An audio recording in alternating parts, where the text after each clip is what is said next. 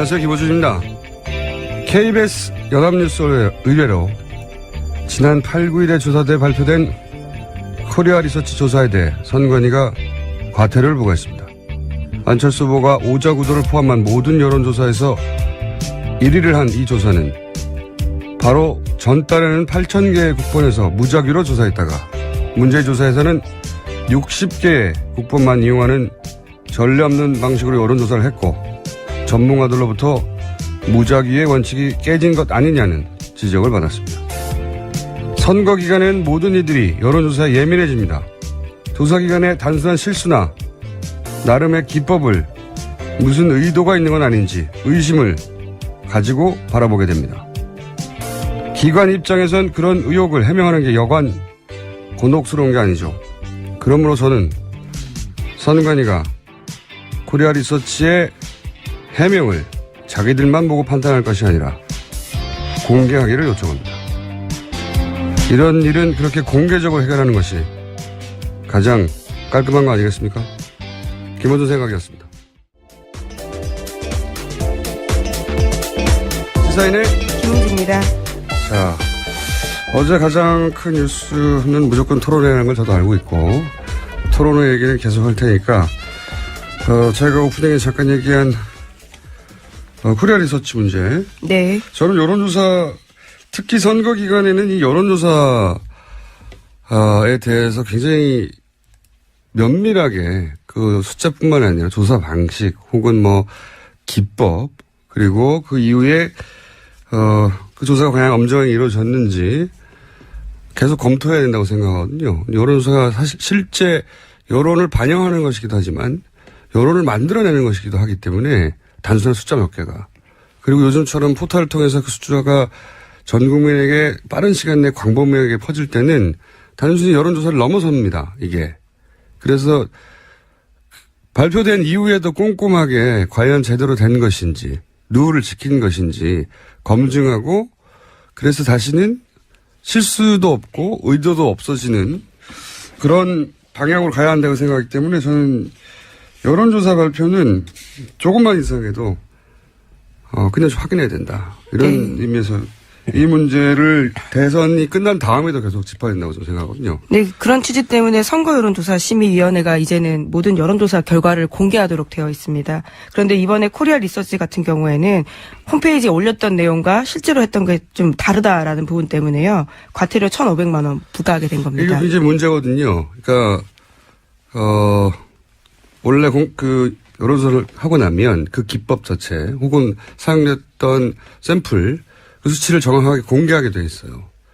근데 이제 정확한 해명이 안 나왔는데 왜냐면 자료가 공개되지 않았기 때문에 이제 언론 보도에 따르면 일부 보도에 따르면 문제가 됐던 것이 그렇게 공개한 것과 실제로 사용한 숫자 사이에 차이가 있다는 거잖아요. 그렇죠. 예. 그게 어떻게 차이가 있는지 모르기 때문에 저는 그것은 선관위에서 몇 명의 전문위원들만 볼 게 아니라 공개적으로 오픈하고 왜냐하면 세상에는 샘플링 전문가가 많습니다. 예.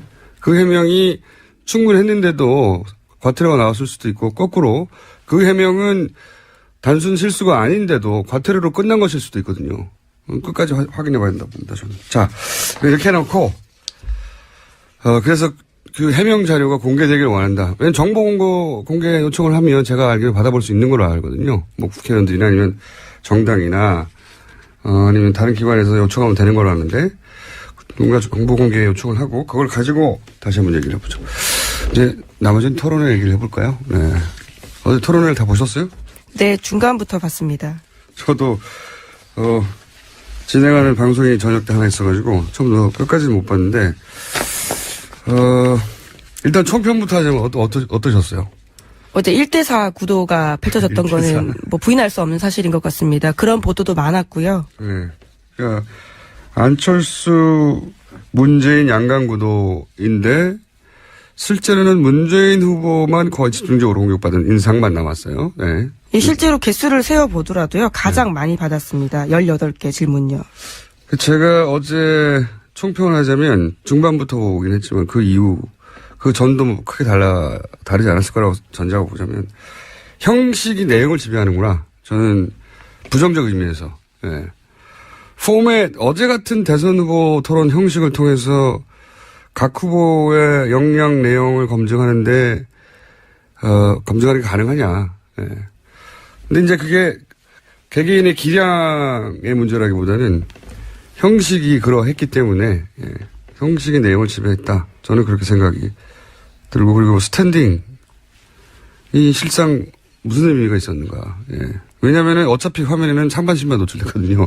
앉아있나, 서있나. 예. 의미가 없었고. 그리고 또 하나의 문제는 이제 답변도 제한 시간에 포함됐기 때문에 질문에 집중되는 후보는 답변만 하다 끝이 났다. 네, 실제로 문재인 후보가 그랬습니다. 네, 그래서 이게 최소한의 형식적 형평도 맞춰지지 않았다는 점에서 불균형한 1위 후보의 핸디캡을 감안하더라도 토론회가 아니라 이제 기자들이 후보를 검증하는 인사청문회 느낌이 나는. 그러니까 이게 1위 후보가 공격을 많이 받았다고 다른 후보들이 좋아할 일이 아니에요. 다른 후보들이 대등한 후보로 비춰져야 되는데 그냥 1위 후보를 검증하는 역할만 하는 것으로 비춰지는 건 다른 후보들한테 유리한 게 아니거든요.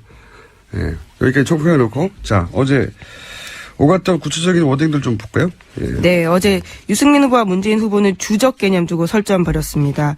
유승민 후보가 국방부 국방백서에 북한은 우리의 주적이라고 하고 있다 이렇게 하자 문재인 후보는 국방부로서는 할 일이지만 대통령으로서 할 말은 아니라고 본다면서 이 필요할 땐 남북 정상회담도 필요한 것이고 국방부가 할 일이 있고 대통령이 할 일이 따로 있다 이렇게 이야기했습니다. 자, 이 대목은 일단 직접 그 두 분의 어제 오갔던 멘트들 들어보죠. 북한이 우리 주적입니까? 주적.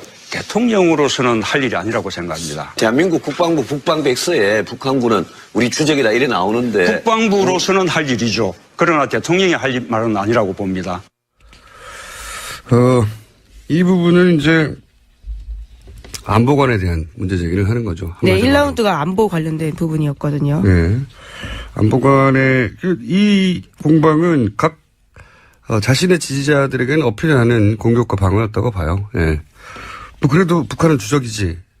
믿고 싶어하는 보수층, 믿는 보수층이 있고, 아니 대통령과 국방부는 할 일이 다르지 하는 해명도 문재인 후보 지지자들에게는 이해가 가는 답변이었고, 근데 이제 이 주적이냐 아니냐를 가지고 안보 프레임으로 이제 그 자기 차별성을 드러내려고 한 건데, 이 공세는 적어도 유승민 후보 입장에서 성공적인 공세였죠. 답변이 부족했다는 아니지만 성공적인 공세였다고 저는 봐요. 계속해서 화제에 오르고 있습니다. 주적이란 단어 자체가요.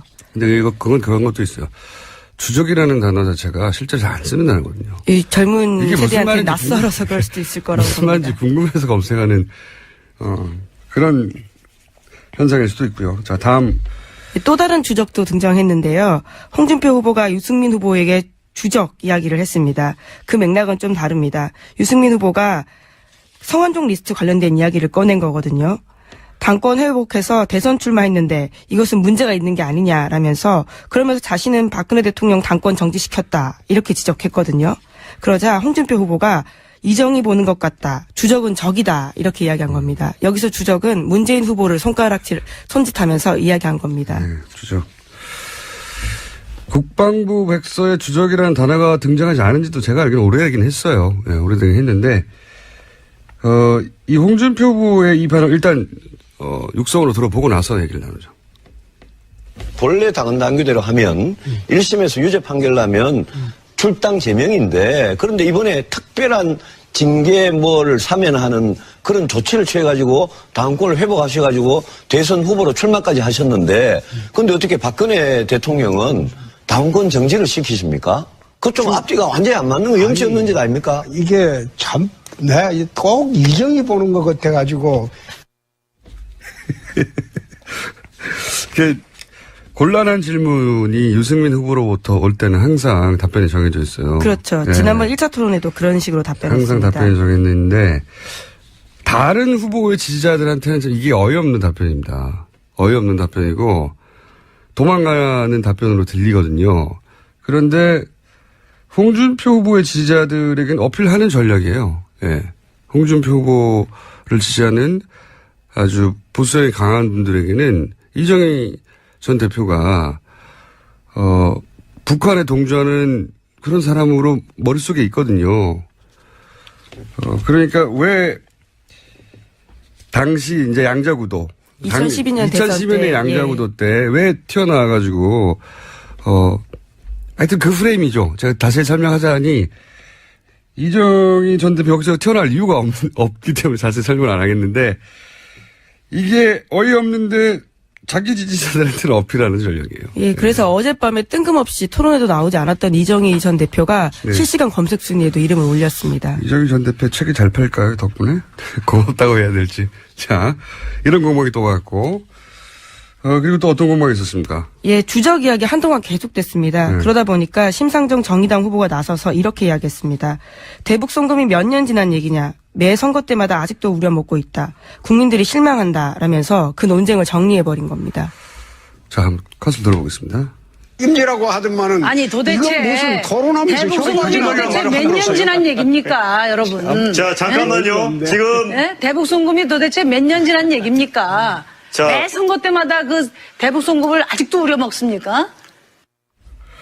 네. 어제, 뭐랄까요. 형식 내용을 지배한다고 제가 말씀드렸는데, 형식 자체가 사회자의 개입을 최소화한다는 좋은 의도임에도 불구하고, 예. 답변 내용도, 답변 시간도 포함되어 있고, 네, 9분. 순서도 없고, 그리고, 뭐랄까요. 1위 후보의 대부분의 질문이 집중돼 있고, 이러다 보니까 토론의 느낌이 안 났어요, 사실. 그런 아수라장 가운데 이제 심상정 후보가 빛났던 순간인 거죠. 논쟁을 정리하는. 물론 뭐 심상정 후보도 실수하는 전략전 실수나 그런 부분도 있었지만 어제 요 대목은 또 난장판을 정리했다는 이미지를 남겼어요. 예. 자, 또 다른 인상적인 문답들은 어떻게 했습니까? 네, 안철수 후보가 문재인 후보에게 질문한 겁니다. 전인권 씨가 저를 지지하는 문 후보 지지자들로부터 적폐 가수라는 말까지 듣는 수보당했다. 이게 옳은 일이냐라고 물었습니다. 그러자 문재인 후보가 우선 제가 한 말은 아니지 않습니까? 라면서 정치적 입장을 달리한다고 해서 폭력적인 문자 폭탄 보낸다고 하는 것은 옳지 않다는 말씀 드렸다. 이렇게 답했습니다. 안철수 후보가 이제 문재인 후보를 공격하는 프레임은 문재인 지지자들 이꼬르 문재인 이꼬르 다른 사람을 적폐로 몰아가는 사람이다. 이 프레임이죠. 그래서 이제 거기에 해당되는 케이스라고 보고 이제 또 한 번 공격을 한 건데, 근데 저는 자꾸 이제 포맷을 얘기할 수밖에 없는데 집중 공격을 받은 문재인 후보가 모든 대응을 잘했다고 볼 수 없거든요. 어제 말을 명쾌하게 또 빠르게 대응하지 못한 부분도 있어요. 근데 문재인 후보가 못한 부분을 다른 누군가가 받아가지도 못하는 포맷이에요. 이게. 누가 못했으면 누가 잘했고 이게 드러나야 되잖아요. 그래서 그 이익을 가져가기도 해야 되는데 어제 토론에는 아무도 이득을 못 가져갔어요, 사실은. 네. 처음 해보는 실험이라서 예상치 못한 부분이 있었겠지만 그걸 감안해도 이제 형식의 내용을 지배했다는 생각을 자꾸 들고 그 형식이 남긴 이미지. 한 사람만 집단적으로 질문을 받았다. 다른 사람들은 그 사람을 검증하는 역할로 나온 것 같다. 대등한 후보로 보여야 되는데 그래서 형식은 지난 SBS 토론회가 낫지 않겠나 싶습니다. 만약에 선관위 주간 토론회도 이런 유사한 형식이면 사람들이 토론을 안 봐요. 현재로서 자유토론으로 정리했습니다. 네. 자유토론회 하더라도 이제 미세한 룰의 조정이 있어야 될 것 같고 지금과 같은 형식이면 모두를 짜증나게 하기 때문에 토론회를 안 봅니다. 토론을 안 보게 되면 다른 후보들한테 불리한 거예요. 문재인 후보를 공격해도 좋아할 일이 아니에요, 이게. 토론회를 안 보면 그냥 구도대로 가는 거죠. 토론회가 그나마 남아있는 영향을 미칠 수 있는 변수인데, 하여튼 좀 답답했어요, 저는. 자, 다른 또 어떤 멘트들이 오갔습니까? 그러면서 안 후보가 어떤 정치 세력과도 손잡지 않은 상황인데 그럼 유일하게 남는 건 국민뿐이다 라면서 이러한 이야기에 유승민 후보에게 어떻게 생각하느냐 동의를 구했거든요. 그러니까 유승민 후보는 지금 저한테 묻는 거냐면서 문 후보를 디스하면서 이렇게 꼬집었습니다. 또 거기에 문 후보도 끼어들어서요. 유 후보한테 대신해서 답 좀 잘해달라 이렇게 이야기하기도 했습니다. 좀 들어보겠습니다. 문재인 후보께서 국민을 적폐 세력이라고 말을 하고 있다. 저는 그 해석밖에는 할 수가 없습니다. 헛개비가 있는 것도 아니지 않습니까? 거기에 대해서 어떻게 생각하십니까? 지금 제목 물으시는 거예요? 예. 대신 좀 봅니다. 답변 잘해 주십시오. 저는 드물게 빵 터진 순간이었습니다. 저보고 묻는 거냐. 이 유승민 후보가 문재인 후보를 역시 마찬가지로 라이벌로 여기는 공통의 적이니까 안철수 후보가 도움을 청했는데 유승민 후보에게는 또 안철수 후보도 자기에게 표를 뺏어올 대상이거든요. 그러니까 왜 나한테 도와달라고 하고 하느냐 했더니 또 고통을 타고 들어와서 문재인 후보 좀 도와달라고 하고. 귀여웠습니다. 이런 순간도 있었습니다. 자, 그리고 또 어떤 대화가 화제가 됐나요? 네, 어제 홍준표 후보 설거지 이야기 다시 나왔습니다.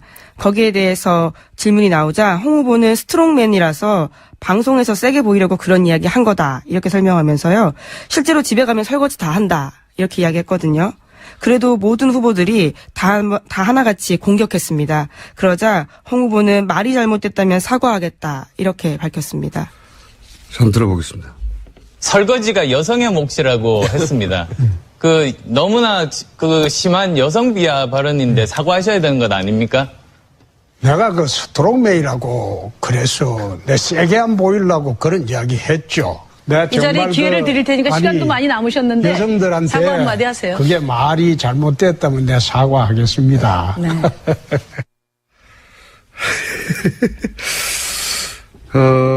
저는 이 공격을 한 분이 포인트를 못 얻어가고, 왜냐면 너무나 당연한 거였거든요. 예. 그런데 그 공격을 이렇게 넘어간 홍 후보가 이럴 뻔한 점수를 지켰다. 저는 이렇게 평가하는데, 물론,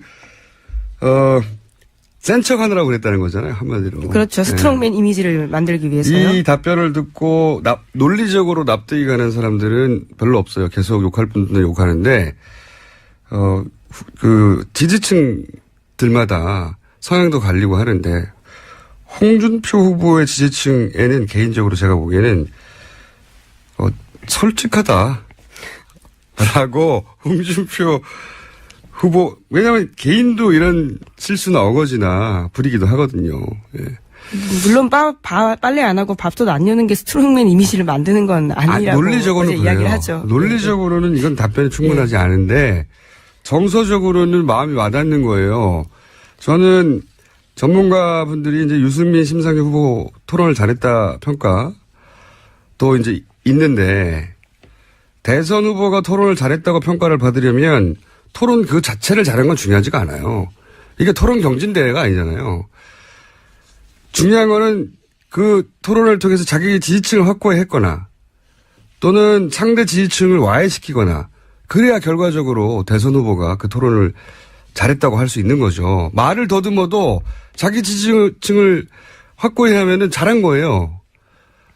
그리고 아무리 말을 잘해도 말은 잘했는데 재수없다. 그러면 토론을 내용은 좋지만 잘못한 거예요. 토론회가 말 경진 대회가 아니에요, 이게. 사람들은 종합적으로, 정서적으로, 감성적으로 받아들이기 때문에 그런 면에서 심상정 유승민 후보가 말을 잘하고 숫자를 잘 언급했지만 자기 지지율을 끌어올리거나 제가 보는 관점에서는 물론 상대 지지층을 흔들거나 하지는 못했다는 면에서는 토론을 저는 잘했다고 생각하지 않아요. 지난 1차 토론회와는 다르게. 근데 홍준표 후보는 자기 거는 챙겨왔다. 굉장히 불리한 상황에서 여성 설거지 논란, 말도 안 되는 논란이죠. 그 자체로. 센 척 하느라. 근데 여기를, 내가 센 척 하느라 그랬어. 공감하시는 건가요? 아니, 그런 반응이 나오는 건 이 토론회를 받아들이는 사람들의 정서적인 반응을 이해 못하는 거예요. 말은 잘못했어요. 잘했다는 게 아니에요. 하지만 어필하는 거는 또 다른 얘기예요. 그래, 잘못했지. 근데 솔직하네. 이런 반응이 자기 지지층에서는 나올 수 있는 어필을 했다는 거예요. 이거를 그래서 말을 잘했다는 거냐라고 논리적으로 따지는 거는 의미가 없어요. 이 대선 토론회에서는. 그런 관점에서 홍준표 후보는 자기 걸 챙겨갔다는 겁니다. 그리고 말 나온 김에 이제 시간이 다 됐으니까. 전반적으로 후보들이 자기 지지층 분석을 잘못하고 나온 것 같다는 생각을 저는 하는 게, 이제 토론회는 아까 말씀드렸지만 토론회는 결국 자기 지지층을 확보해야 하거나 남의 지지층을 흔들어야 되잖아요. 그렇죠? 그래서 표가 자기는 넣어야 될 거 아닙니까? 그렇지 않은 토론회는 말을 아무리 새끈하게 잘해도 의미가 없는 거예요. 토론 경진대회가 아니기 때문에 학생들의. 그런데 예를 들어서 유승민 후보는 홍준표 후보하고 대립각을 원하잖아요. 계속. 내가 보수의 적자라고. 그런데 그 지지층 분석을 보면 홍준표 후보에게서 유승민 후보에게로 갈 표가 없어요. 거의. 그 지지층으로 보자면 분석을. 그냥 상식적인 수준에서는 보수 후보로 묶이니까 지지층이 겹쳐서 가져갈 표가 많은 것 같지만 아니에요. 표 분석을 해보면 유승민 후보의 표는 상당 부분 안철수 후보에게 가 있어요. 문재인 후보에게도 일정 정도 가 있고. 그러니까 토론을 잘한다는 게 자기가 생각한 상대방을 두드려 패는 게 아니거든요. 예를 들어서 안 후보는 문 후보로부터 뺏어야 되고 문 후보도 역시 안 후보로부터 뺏어야 돼. 겹치는 부분이 있습니다. 심 후보는 문 후보가 겹치는데 이 표는 문재인 후보를 공격해서 얻을 수 있는 표가 아니에요. 오히려 문재인 후보 당선 가능성이 높아져야 자신에게 올 표예요. 그러니까 후보층은 겹치는데, 지지층은 겹치는데 그 표는 거꾸로 안철수 후보를 공격해서 문재인 후보 당선 가능성이 높아야 심상정 후보에게 쿠션으로 돌아오는 표란 말이죠. 표 분석이 제대로 안 됐어요. 보면 공격을 할 때 이분들이 일단 무조건 다 문 후보를 공격하는데 이렇게 되면은 문 후보가 불리할 것 같죠. 아니에요. 이러면은 문 후보 지지자들은 억울해가지고 결집합니다. 그리고 나머지 후보의 지지자들은 기억에 남는 게 없어요. 이상한 토론회였어요. 어제 보면서. 그리고 이렇게 토론회 계속 가면 토론회 안 본다. 토론회 안 보기 때문에 다른 후보들이 불리하다는 겁니다. 거꾸로. 문재인 후보가 1위이기 때문에. 이 상태로 고착된다는 거예요. 왜 이런 전략을 택했는지 모르겠어요. 저는 다른 후보 캠프에서. 자. 말을 일기했습니다. 이건. 자, 오늘 여기까지 할까요? 지금까지 시사인의 김은지였습니다. 감사합니다. 네.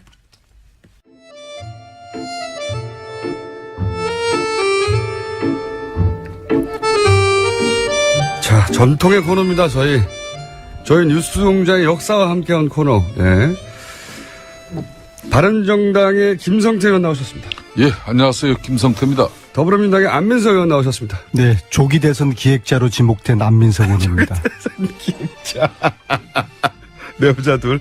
이제 본인이 이렇게 최순실 국정농단을 밝혀내서 조기 대선이 왔다는 그런 얘기겠죠. 아니, 예, 사실입니다. 예. 박근혜 전 대통령과 국정농단 세력들이 이 탄핵이 3년 동안 기획됐다고 그래서 조기 대선이 치러지게 됐다고 그렇게 이야기하지 않습니까? 야당 중진 의원이 기획했다. 김성태 의원님, 그 야당 중진 의원이 누굽니까? 김성태 의원입니까?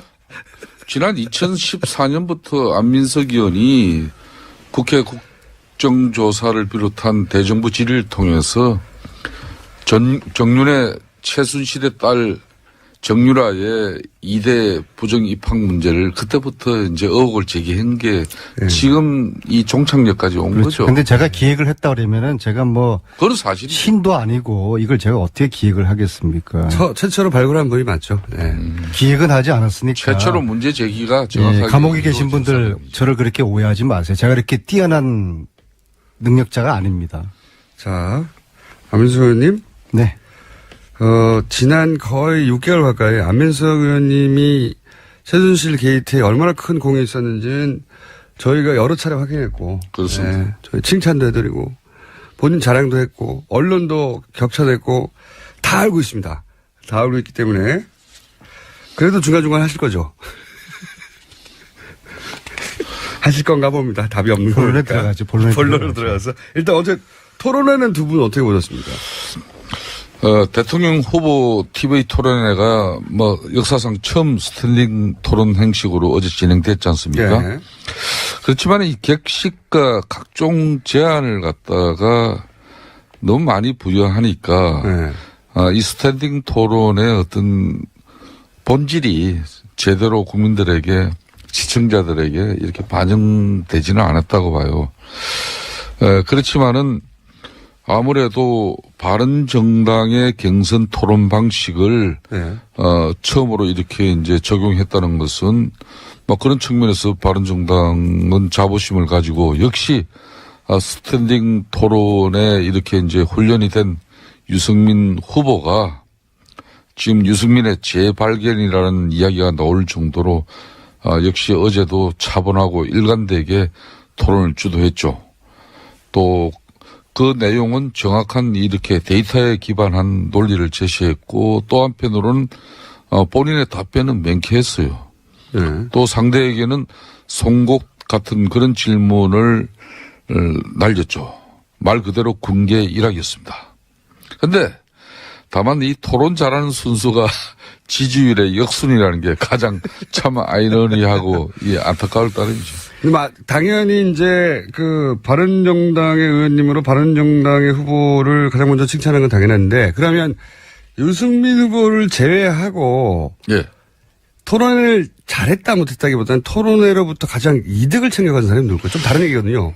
그건 제가 말씀드려 볼까요? 가장 큰 이득을 본 사람은 역시 안민석. 홍준표. 왜냐하면은 철저한 자기 실리를 챙겼고 자기 존재감을 지지자들에게 부각시켜줬고요. 근데 저는 이 평가 관점을 이강구도를 형성하고 있는 문재인 안철수 요 관점에서 제가 좀 평가해 보려고 하는데요. 일단 문재인 관점에서 보면은 철저하게 1대4 기울어진 문재인 청문회와 같은 그런 토론회였다. 이제 그런 생각을 합니다. 거의 20개 질문을 집중적으로 받았기 때문에 이게 답변의 시간을 할애하느라고 시간 총량제였지 않습니까? 네.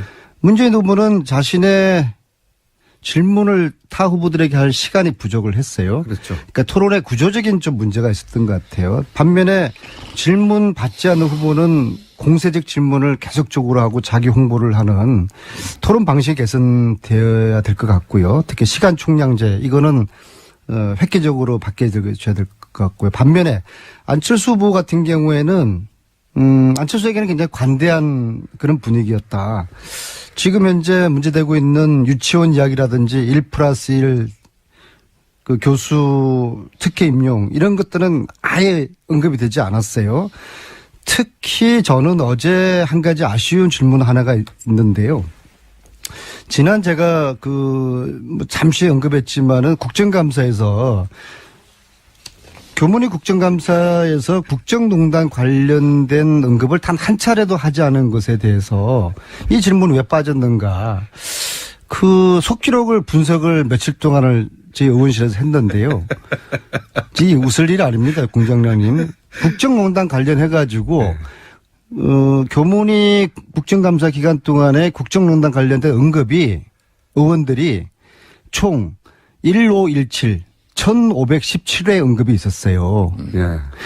그 야당 의원들이 15분이거든요. 야당 의원들 평균 그러면은 몇 회씩 했습니까? 100회 한 거 아닙니까? 예. 안철수 후보는 몇 회 했을 것 같습니까, 공장장님? 그러니까 안철수 후보가 이제 거기에 대해서 언급이 없었다고 계속 주장하시는 거죠. 일철 언급이 없었어요. 일철. 이 문제는 끈질긴 분입니다. 우리 그러니까 이 문제는 의원님한테 걸리면은 왜 국정농단 진실규명에 침묵했는지 이걸 어제 물어봤어야 되는 겁니다. 동료 야당 의원들은 전쟁이 나와서 총 들고 전쟁터에 나가서 아주 죽으라고 싸우고 있는데 안철수 의원은 왜 혼자서 가방 들고 도서관 가는 그런 자세 이것을 어제 물었어야 됐는데요. 다른 후보들이 안철수 의원에 대해서 이 정말 결정적인 질문을 묻지 않은 것은 두 가지 중에 하나일 겁니다. 첫째, 준비가 덜 됐거나 이런 거에 대한 준비가 안 된 거죠. 둘째는 안철수 후보 봐주기가 아니었는가. 정말 저는 그렇게 묻고 싶습니다. 안철수의 미래는 정의가 없는 미래가 아닌가. 그런데 안민석 의원님. 네. 그건 어제 문재인 후보를 통해서 왜 교문위 상임위에서 최순실 국정농단에 대한 그런 주장과 언급이 없었냐고. 그는 문재인 후보가 안철수 후보를 공격할 수 있게끔 그 자료를 제공해 주시고 거기서 문제 제기가 돼야지. 거꾸로 여기 교통방송에서 왜 안민석 의원이 그렇게 문제 제기를 해요? 이렇게 듣고 보니까 안민석 의원이 잘못한 걸로 되고 있어요. 제가 맞지 않아요. 제가 핵심이 그리고 아니잖아요. 핵심이 아니고 저는 이 질문을 어제 그리고 하실 줄 알았고 그리고 네. 이 질문을 할 시간이 그런 여유가 문재인 후보에게 주어지지 않았기 때문에 사실 그렇지만은 다음 토론회에서는 이 질문을 안철수 후보에게 다른 후보들이 꼭 한번 물어봤으면 좋겠어요. 안민석 그분 왜 진실 규명에 어제 침묵했는지. 토론의 키워드는 주적이었어요. 오늘 아침까지도 예, 예. 포털 사이트에 맞습니다. 실시간 검색 1위가 예. 주적입니다. 그런데 그 주적인 문재인 후보는 북한을 주적이라고 말하지 못했어요. 예. 또 홍준표 후보는 문재인 후보를 주적이라고 말하는 한마디로 웃지 못할 상황을 어제 우리 국민들에게 다 보여줬죠. 그런 측면에서 문재인 후보는 국민연금 소득 대체율 인상을 위한 그런 지원 마련 방안 문제를 포함해서 여러 질문에 대해서 물론 답변할 시간이 제가 객관적으로 봐도 다른 후보들이 사실상 어제는 문재인 후보 청문회라고 해도 간이 아닐 정도로 집중됐기 때문에 충분하게 해명은 하지 못했지만은 하지만 문재인 후보로 제대로 된 설명 답변이 되지 않았어요. 안철수 후보도 결코 좋은 점수를 받긴 어제 힘들 겁니다. 전체적으로 문재인 후보에 가려서 존재감을 잃었어요. 어정쩡한 답변 때문에 또 본인의 의사를 확실히 전달하는데 실패했어요. 어제 객관적으로 제가 보는 어제의 토론회는 홍준표 후보가 자기 지지층을 대단히 만족할 수 있는 그런 자기 지지층은 확실하게 끌어들일 수 있는 그런 토론은 어제 홍준표 후보가 두 분이 다 제대로 동의하시네요. 저도 그래서 사실은 전체적으로 그 점에서는- 토론의 기법은 예. 심상정, 유승민 네. 두 분이 토론시키기 돋보이는 좋은데. 예, 그런 토론회였고요. 자기 지지층을 잘 어필하는 것은 홍준표 후보였다고 저도 동의합니다. 예. 그리고 물론 홍준표 문재인 후보에 대한 비호감이 높기 때문에 네, 무슨 말을 그, 하더라도 싫어하는 분들도 많겠지만 자기 지지층은 잘 가져갔다. 그리고 문재인 후보는 1대4 청문회 속에서도 비교적 선방했다고 보고요. 안철수 후보는 그런 와중에서도 별 존재감이 나타나지 않은 것 같고요. 그래도 안철수 후보의 말씀드리지만 홍준표의 아주 1차 토론에 비해서 나아진 점도 많이 있지 않습니까? 표정이라든지 그렇고, 예. 표정이 특히 많이 나아졌는데요. 근데 내용 면에 있어 가지고는 크게 좀 각인될 만한 그런 메시지는 주지 못한 것 같습니다. 실수도 없었고 크게 각인되는. 그렇지만 어제 문재인 후보는 사실상 내 후보로부터 예. 전체적인 공격을 받았는데 동네북이 됐죠. 그런 측면에서는 대체로 그래도 선방했다고 해도 과언이 아닙니다. 왜 선방이라는 총량제- 표현을 제가 했는데 왜 따라하세요? 아니 총량제 구분 범위 내에서 그래도 다른 후보들은 동의를 이게 해줬죠, 상대 저렇게. 공세를 취하는 데 많은 시간을 소요했는데 거기에 비해서 문재인 후보는 답변하는데 네. 대략 시간을 많이 소요했죠. 그런 측면은 아무리 상대라도 인정해 줄 거는 인정해 줍니다. 그럼요. 안민석 의원께서는 앞으로 이렇게 하세요. 뭘 그 자격이 또 안 칠 수 없다고 말이에요. 아, 잘 알겠고, 근데 저나 김성태 의원님처럼 피가 뜨거운 사람들이 어제 문재인 후보 같은 입장이었으면 아마 토론회장을 팍 차고 나왔을 것입니다. 저는 안 그럽니다. 저는 보기보다는 참을심이 아주 참을심은 뭡니까? 인내죠, 인내. 참을심은 또 인내력이 새로운 참 조어가. 강합니다, 저는. 하여튼 문재인 후보님 어제 2시간 동안 참느라고 애쓰셨습니다. 근데 이 정도 대통령 되려면 이 정도 혹독한 검증은 예. 과정을 거쳐야죠. 뭐 자당의 후보의 감정이 근데 뭐 하시면 잘겠고. 마치 우리 안민석 의원께서는 문재인 후보가 거의 대통령 다 된 사람으로서 그 정도 내 후보로부터 공격받는 거는 그건 아무것도 아니다 이런 표정인데 참 여유 있어 보여 좋긴 좋습니다. 근데 그 여유가 끝까지 갈 수 있을까요? 이 조기 대선은 촛불 민심이 만들어낸 시대적인 결과이기 때문에 이번 대선의 결과는 당이나 개인의 그런 역량보다는 이 촛불이라는 시대 정신, 이 흐름 속에서 대통령이 결정될 수밖에 없는 그런 역사적인 필연의 그런 지금 결과가 나올 것입니다. 두고 보십시오. 그거는 뭐 지금까지 역대 민주당 대선 후보에 우리 안민석 의원께서는 한 번도 제대로 이렇게 확실한 의사표명과 흔히 말하는 줄을 서지 않았는데 이번에는 너무 확고한 의지를 가지신 것 같아서 저도 범상찮게 보고 있습니다만은 그래도 잘하십시오. 1대4 청문. 네? 1대4 청문회 시간 총량제 이런 죽었다 깨어나도 촛불을 꺾어낼 수는 못할 겁니다. 자, 촛불이 이기게 돼 있습니다. 알겠습니다. 그 얘기 말고 각 당의 내부적인 문제 혹은 또 상대당에 대한 공격도 좀 해보죠.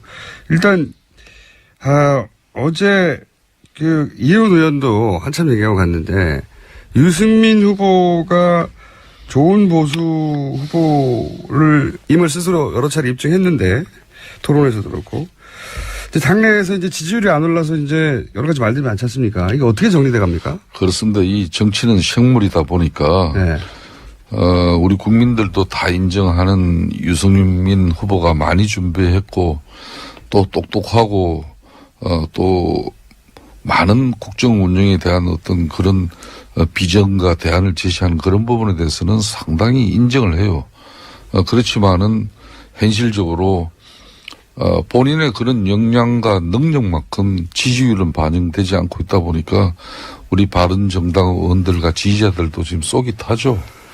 그렇지만 제대로 된 보수의 가치를 알리고 또 국민께 이해를 구하는 것도 우리 바른정당이 해야 될 그런 역할이라고 생각합니다. 그런 측면에서 대선은 어쨌든 간에 후보 중심, 선대위 중심으로 치르는 것이기 때문에 뭐 절대적으로 후보의 입장을 존중하고 또 후보가 앞으로 계속 이런 선전해 주길 바라는 마음이 간절하죠. 당내에서 이렇게 뭐 사퇴해야 한다는 사실 그 시점이 넘어가긴 했어요. 그런 논의가 있을 수도 있는데 조용히 정치는 또 현실이고 하니까. 근데 그 공식 선거운동 시작하려고 하는데 바로 사퇴 얘기부터 당내에서 나왔다고 하니까 그거는 이제 바른정당의 지지자가 아닌 분들도 야 저건 너무 심하다 이렇게 얘기가 나왔잖아요. 근데 실제 분위기가 어제 이혜원 의원은 전반적인 분위기는 그렇지 않고 몇몇만 그런 거다라고 그거요. 했는데 제가 김성태 의원님 연구를 단연간 하지 않았습니까? 저분의 속마음은요. 아유 유승민 후보 빨리 사퇴 안 하나? 이렇게 맞죠? 또 방송에서 선동을 하지 마세요. 그러니까 속마음은 저러세요. 그리고 다수의 바른정당 의원님들의 마음이 아마 그러지 않을까 싶고요. 그래요? 그거는 근데 의원님이 바른정당을 어떻게 하십니까? 돌아가는 사정은. 아니 바른정당 이야기를 여기저기 의원들 통해서 듣고 있고요. 특히 김성태 의원님 속은 뭐 저를 속내는 저는 못 속이고요. 아까 제가 말씀드렸던 국정감사 속기록에 나타난 1월 7일의 불편한 진실. 아니 안민석 의원 왜 말씀을 왜 그렇게 해놓고 또 100대 0의 돌려요? 불편한 진실에 대해서 다음 토론에서는 반드시 다른 후보들이 안철수 후보에게 그거는 물어봐 주시기 의원님이 바라고요. 개인적으로 문재인 후보한테 연락하시면 될 것 같습니다. 이제는 충분히 자료와 함께. 충분히 네, 전달해 강조하시면 드리죠. 오늘 네. 제가 볼 때는 제가 이 방송 꽤 오래 했지만 우리 김어준 공장장께서 네. 상당히 이제 공정한 방송을 위해서 노력하시네. 이렇게 제지를 해줘야 돼요. 지금 바른정당 유승민 후보 이야기 하다가 징계 한번 먹더니 다 쫄아가지고. 네? 안철수 후보 그냥 놔뒀으면 또 안철수 후보 공격하는 그런 아니 내용이 공개가 아니라 이 있어요. 불편한 진실에 대해서 다음 토론회 때 네. 문재인 후보님뿐만 아니라 다른 후보들이 한번 확인을 한번 해보세요. 이것은 정치 지도자가 이 진실을 외면하고 이 불의를 못 본 척하는 거 이것은 굉장히 심각한 이제 것이거든요. 저는 또 저런 생각도 듭니다. 보통 이제 똑같은 얘기를 반복하면 어느 순간 점점 지겹기 아무리 올바른 얘기도 지겹기 시작하거든요. 네. 그래서 점점 지겨지니까 더 하지 말라고 하는데 그걸 넘어섰잖아요. 그럼 항복을 하게 됩니다. 항복을 하게 되고 제가 이런 집요함으로 최순실 천일 동안 쫓았지 그러니까 않습니까? 저런 어느 정도의 감탄에 이르게 돼요. 이렇게 끝까지 그래서 물고 끝나지 들어서? 않은 전쟁 책도 쓰지 않았습니까? 네, 알겠습니다. 그런데 아무튼 바른정당 같은 경우에는 이게 맹자 이야기를 저는 들려드리고 싶어요. 전쟁은 총칼로 하지만 정치는 명분으로 해라. 이게 명단의 말씀이시거든요. 지금 유승민 후보가 지지율이 낮다고 해서 선거 비용 때문에 사퇴하는 것은 이건 정치공학적인 접근이고요. 명분이 없는 겁니다. 그리고 어제 토론회에서 유승민 후보는 완주하겠다고 국민들에게 선언했잖아요.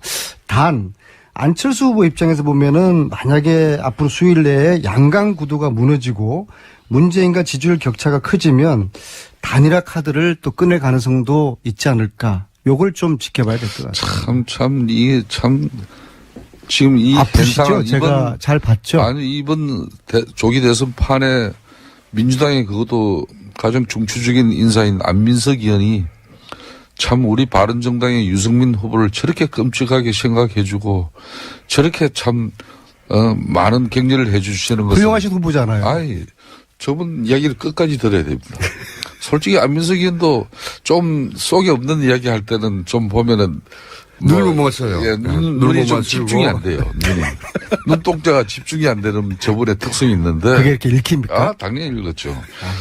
유승민 후보가 문재인 후보에게 덕이 되고 또 도움이 안 된다면은 저런 이야기 죽었다 깨나도 저런 건 안 완주하는 할 게 문재인 후보에게 도움이 되니까 지금. 당연히 우리 아니, 유승민 그렇게, 후보가 그렇게 다 완주하는데 읽혀요? 문재인 김 후보의 의원님. 당선을 위해서 적극적인 1등 공신이라는 걸 본인이 저렇게 이야기하는 거예요. 아, 그게 다 읽힙니까? 다 읽히죠. 큰일 났다. 참. 우리 안민석 의원이랑 저랑 너무 솔직한 게 이제 흠이지 않습니까? 김성태 의원님이 역시 고수세요, 저보다. 그럼 의원님, 김성태 의원님. 그래서 네. 바른정당은 어떻게 이 분위기가 정리됐습니까? 사실상 바른정당 내에서는 이제 우리 후보가 선출되고 여러 형태로 국민들에게 이제 후보의 이미지 메이킹뿐만 아니라 뭐 여러 가지 후보의 역량과 능력을 국민들에게 어필할 수 있는 많은 시간이 지나갔음에도 불구하고 네. 지지율이 오르지 않으니까 문제는 이제 만일 5월 9일 날 선거날 이런 우려되는 성적표를 받게 되면은 그 이후에 이제 아까 제가 정치는 생물인데 바른정당의 앞으로 존립이 가능하겠냐. 존립의 문제와 또 정치인 33명의 또 운명과. 정치적 미래가 또 상당히 걸려 있는 부분이죠. 그리고 뭐 지역위원장들 그러니까 네. 당장 이 대선을 치르고 나면은 1년 이후에는 지방선거 해야 또 되는데. 지방자치 선거를 치러야 됩니다.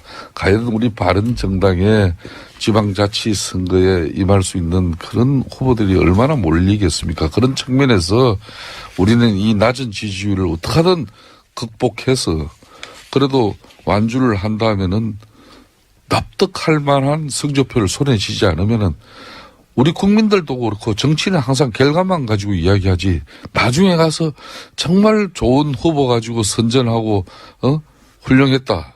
이 평가가 계속 나올 수가 없어요. 그런 평가 주면 지지율도 좀 줘야죠. 지금 이 이상한 현상은 우리 후보 좋고 똑똑한 거는 다 인정하는데 지지를 안 해주고 있다는 거예요. 이거 참 희한한 일이에요. 이거. 네. 힘드시죠, 요즘? 힘들어요. 제가 말씀드린 맹자님의 그 말씀을 정치를 명분으로 하라.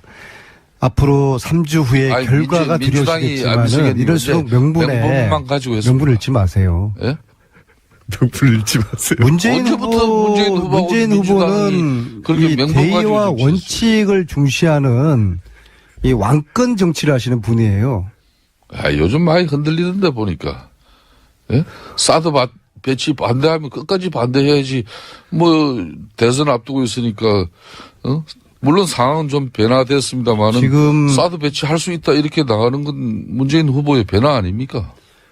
그 변화 좋아요. 김성태 의원님 말씀은 이제 실리와 타협 이런 것을 좀 강조하는 이제 일종의 패권 정치거든요.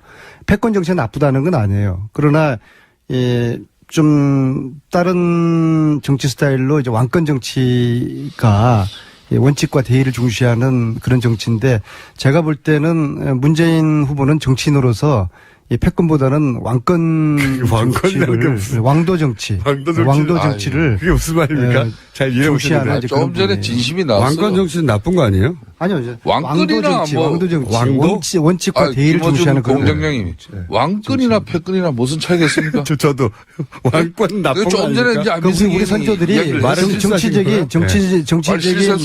정치적인 논란의 과정에서 항상 왕도를 걷는 정치가 있었고 왕권이 아니라 왕도. 네, 왕도를 걷는 왕도 정치가 이야기하는 있었고 거죠. 이 패권을 추구하는 정치가 있었습니다. 근데 지금도 마찬가지고 지금 바른 그 정당이 바른 정당입니까?